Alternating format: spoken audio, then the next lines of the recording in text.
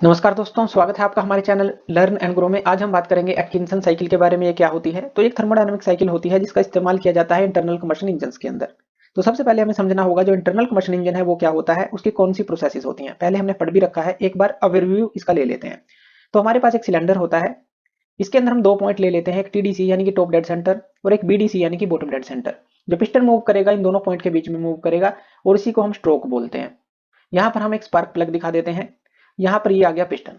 अब यहाँ पर क्या होगा देखिए, जैसे ही यहाँ पर ये हमने इनटेक वाल्व दिखाया है, पिस्टन जैसे ही मूव करेगा ये जो इनटेक वाल्व है ये ओपन हो जाएगा, यानी कि जैसे ये नीचे मूव करेगा ये ओपन हो जाएगा, एयर फ्यूल मिक्सचर अंदर आ जाएगा।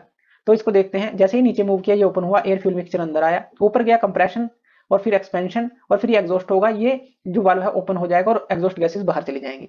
दोबारा से इसी चीज को देखिए, यहाँ पर हमें दिया गया है जो इनलेट वाल्व है या इनटेक वाल्व है। दोबारा से समझिए कि इनटेक हुआ, फिर कंप्रेशन हुआ, फिर एक्सपेंशन हुआ और फिर अब एग्जॉस्ट हुआ, ये ओपन हो गया और फिर ये क्लोज हो जाएगा जैसे ही गैसेस बाहर जाएंगी। दोबारा से आप इसी प्रोसेस को समझ सकते हैं, एक बार और देख लीजिए। ये इनटेक, फिर कंप्रेशन, यहाँ स्पार्क होगा, एक्सपेंशन और फिर ये ओपन हो जाएगा और यहाँ से एग्जॉस्ट। तो चार प्रोसेसेस हमारे पास होती हैं, इनटेक, कंप्रेशन, एक्सपेंशन और एग्जॉस्ट। तो ये सिंपल सी जो इंटरनल कंबशन इंजन की हमने एक जो प्रोसेस देखी। एटकिंसन साइकिल जो है इसके अंदर हमने पढ़ा कि जो थर्मोडायनामिक साइकिल है ये और इंटरनल कंबशन इंजन में यूज की जाती है। दूसरा ये मॉडिफाइड ऑटो साइकिल आप इसको बोल सकते हैं। इसके अंदर हम क्या मॉडिफाई करते हैं ऑटो साइकिल के अंदर, एक तो कंप्रेशन को और एक एक्सपेंशन प्रोसेस को। तो चलिए पहले इसको समझते हैं। पहले हम ऑटो साइकिल को समझ लेते हैं, एक ओवरव्यू ले लेते हैं, पहले हमने पढ़ रखी है। तो यहाँ पर हम एक डायग्राम बनाते हैं, ये प्रेशर वॉल्यूम डायग्राम है। तो पी इस तरफ दिखा देते हैं और जो वॉल्यूम है वो इस तरफ दिखा देते हैं। तो यहाँ पर ऑटो साइकिल की बात कर रहे हैं, तो यहाँ पर हम ले लेते हैं एक लाइन इस तरह से। अब इस लाइन को हम नाम दे देते हैं, ये 1 पॉइंट हो गया, ये 2 पॉइंट हो गया और 1 से 2 हमारे पास क्या हो गया, एडियाबैटिक कंप्रेशन। और दूसरा फिर हम एक और लाइन ले लेते हैं 2 से 3 जो कि कांस्टेंट वॉल्यूम प्रोसेस होगी 2 से 3। और यहाँ पर ये क्या होगा, यहाँ पर हीट एडिशन हम करते हैं, ये भी हमने पढ़ा था पहले जब ऑटो साइकिल के बारे में पढ़ा था। और कांस्टेंट वॉल्यूम पे होगी तो कांस्टेंट वॉल्यूम हीट एडिशन होगा। फिर 3 से 4 की तरफ जाएंगे, अभी ऑटो साइकिल की बात कर रहे हैं। यहाँ पर हमें क्या मिलेगा, 3 से 4 ये मिलेगा एडियाबैटिक एक्सपेंशन। और फिर 4 से 1 की तरफ आएंगे और यहाँ पर 4 से 1 हो जाएगा कांस्टेंट वॉल्यूम हीट रिजेक्शन, यहाँ पर जो हीट है वो रिजेक्ट होगी। तो इस तरह से ये प्रोसेस चलेगी जो ऑटो साइकिल है। अब एटकिंसन साइकिल के अंदर क्या होगा, इसी तरह से इसका पीवी डायग्राम समझ लेते हैं। इसी तरह से जो प्रेशर है वो वर्टिकल लाइन पे होगा और जो वॉल्यूम है वो हॉरिजॉन्टल लाइन पे होगा। एटकिंसन साइकिल की बात कर रहे हैं कि क्या मॉडिफिकेशन हमें मिलेगी। यहाँ पर जो ये हम देखेंगे कि 1 से 2 ये जो है ये मिलेगा हमें कंप्रेशन और आइसेंट्रोपिक कंप्रेशन हम इसको बोलेंगे।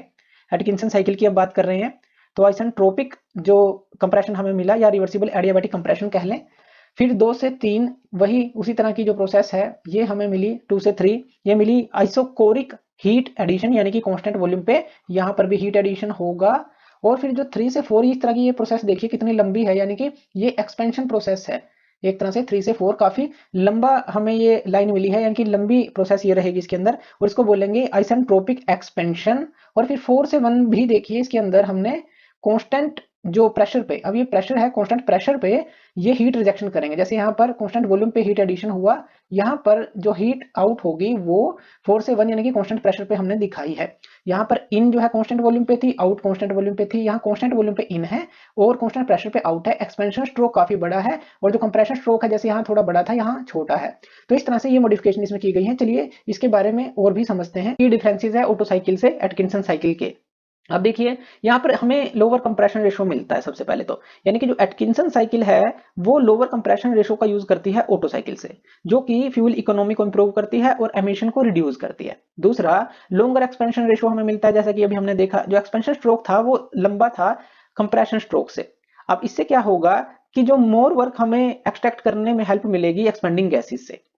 तीसरा हमें वेरिएबल वाल्व टाइमिंग इसके अंदर मिल जाती है, यानी कि जो एटकिंसन साइकिल इंजन है वो यूज करते हैं वेरिएबल वाल्व टाइमिंग का, ताकि जो टाइमिंग है इनटेक की और एग्जॉस्ट वाल्व की वो इंप्रूव हम कर सकें, एफिशिएंसी को हम उसके साथ इंप्रूव कर सकते हैं। तो इसलिए वेरिएबल वाल्व टाइमिंग का हम यूज करते हैं। अब यहाँ पर अगर बेनिफिट की बात करें इस एटकिंसन साइकिल की क्या है, तो हमें क्या मिलती है, इंप्रूव्ड फ्यूल इकोनॉमी मिलती है, यानी कि लोअर कंप्रेशन रेशो था जैसा कि हमने बात की और लॉन्गर एक्सपेंशन स्ट्रोक था, तो ये जो है बेटर फ्यूल एफिशिएंसी देते हैं। दूसरा रिड्यूस्ड एमिशन, यानी कि जो एमिशन होगा वो बहुत कम होगा क्योंकि कंप्लीट कंबशन इसके अंदर हमें मिलेगा और ओवरऑल फ्यूल कंजप्शन जो है एक तरह से लोअर होगी। दूसरा हायर पावर जो आउटपुट है ये हमें मिलती है। अब इसके अंदर हम जो है पीक पावर आउटपुट को जो है एक तरह से ले सकते हैं। और ऑटो साइकिल से कंपैरिजन करें तो ज़्यादा इसके अंदर हम पावर आउटपुट ले सकते हैं। और ये हायर एवरेज पावर अगर हम देखें वाइडर रेंज के ऊपर, यानी कि जो इंजन की स्पीड जो है उसकी वाइडर रेंज के ऊपर एवरेज पावर जो देखें तो ज़्यादा हमें इसके अंदर मिलती है। एप्लीकेशंस की बात करें तो ये हाइब्रिड व्हीकल्स के अंदर यूज की जाती है। जो एटकिंसन साइकिल है कॉमनली हाइब्रिड व्हीकल्स में यूज की जाती है, जहां पर जो इलेक्ट्रिक मोटर है वो असिस्ट करती है कंप्रेशन स्ट्रोक को और हायर इफेक्टिव कंप्रेशन रेशो हमें मिलता है। दूसरा जो गैसोलीन इंजन है हमने बात कर ली वहां पर, तो इसका यूज किया ही जाता है। जो मॉडर्न गैसोलीन इंजन उनकी बात कर रहे हैं तो एटकिंसन साइकिल ही वहां पर इस्तेमाल करते हैं, क्योंकि हमें फ्यूल एफिशिएंसी और एमिशन जो है बहुत कम मिलता है। तो यानी कि फ्यूल एफिशिएंसी ज्यादा मिलती है और एमिशन जो है हमें कम मिलता है। अब यहाँ पर देखें एटकिंसन साइकिल अगर एक तरह से देखें एक बैलेंस है एफिशिएंसी पावर का, एमिशन रिडक्शन का। इस तरह से एक तरह से इंटरनल कंबशन इंजन के लिए ये अच्छी चॉइस है। और हाइब्रिड के अंदर अगर हम बात करें तो वहां पर इसका यूज किया जाता है, और जहां पर फ्यूल एफिशिएंट एप्लीकेशन हमें चाहिए वहां पर इसका यूज किया जाता है। तो थैंक यू वीडियो देखने के लिए, और इसी तरह की वीडियोस के लिए आप हमारे चैनल लर्न एंड ग्रो पे हमें सब्सक्राइब कर सकते हैं। धन्यवाद।